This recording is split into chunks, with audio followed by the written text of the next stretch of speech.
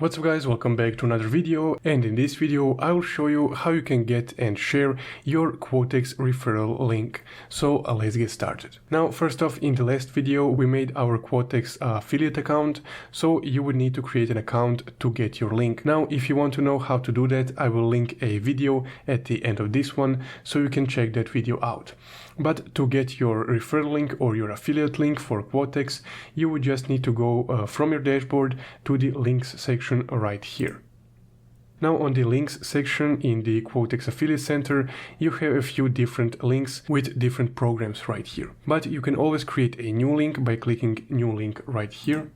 And then you can select a landing page, so let's say main page, and the affiliate program model, so let's say turnover sharing. Then you can just save it, and that is your new link. So you can just copy this link and then share it wherever you want. So essentially that's guys how you can share and get your Quotex referral or affiliate link. If you found this video helpful, don't forget to leave a like and subscribe. Thank you for watching.